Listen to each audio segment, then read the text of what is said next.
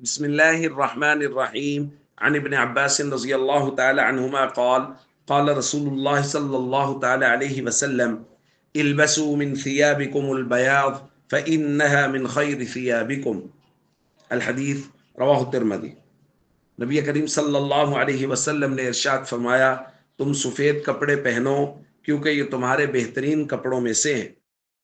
ایک دوسری روایت میں ارشاد فرمایا البسوا البیاض فإنها اطہر واطیب، سفید کپڑے پہنو کیونکہ یہ سفید کپڑے زیادہ پاکیزہ اور عمدہ لباس ہیں۔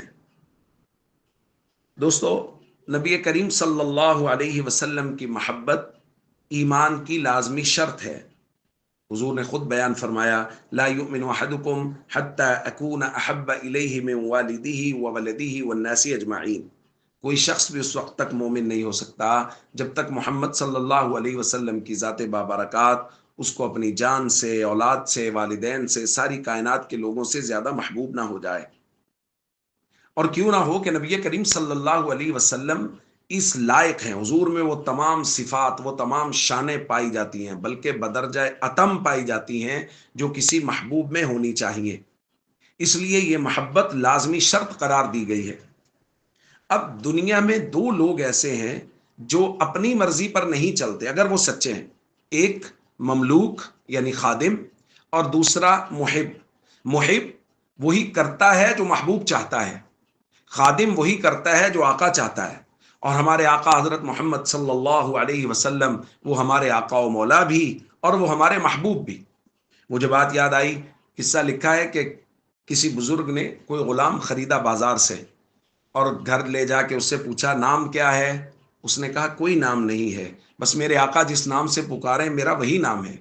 اچھا بھائی کیا پہنو گے؟ اس نے کہا جو میرے آقا پسند فرمائیں گے میں بھی وہی پسند کروں گا۔ اچھا بھائی کیا کھاؤ گے؟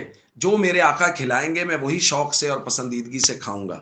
معلوم یہ ہوا کہ خادم کی کوئی مرضی نہیں ہے، مملوک کی کوئی مرضی نہیں، آقا ہی کی مرضی ہے۔ اور اس کی شان اور اس کی عزت بھی اسی میں ہے کہ یہ اپنی محبوب کی اداؤں پہ مر مٹے۔ مملوک اور خادم کی عزت اسی میں ہے کہ یہ اپنے آقا کی اداؤں پہ مر مٹے، اس کی مرضی اور منشا کے مطابق وقت گزارے۔ تو بھائی ہمارے آقا بھی ہمارے محمد صلی اللہ علیہ وسلم اور ہمارے محبوب بھی محمد صلی اللہ علیہ وسلم، تو ان کی ہر ایک ادا ہماری زندگی میں نظر آنی چاہیے، اس کی کوشش کرنی چاہیے۔ گو کہ شریعت نے اس کو کوئی فرض واجب لازم قرار نہیں دیا بعض چیزوں کو، لیکن ایک سچا محبت کرنے والا وہ یہ چاہے گا اور وہ کوشش کرے گا کہ میری ادائیں اپنے محبوب کی اداؤں جیسی ہوں اور میں ان جیسا بننے کی کوشش کروں، جیسا حضور نے لباس پہنا۔ آج ہم اس موضوع کو شروع کر رہے ہیں اس تمہید کے بعد کہ حضور صلی اللہ علیہ وسلم کو جیسا لباس پسند تھا، حضور نے جیسا لباس پہنا، اس امتی کو چاہیے، اس محب کو چاہیے کہ حضور جیسا لباس پہنے، حضور کے پسند کے مطابق لباس پہنے۔ لہذا سفید لباس پہننا چاہیے، اس کی کوشش کرنی چاہیے، چونکہ حضور علیہ الصلوۃ والسلام نے اس کی باقاعدہ ترغیب دی ہے۔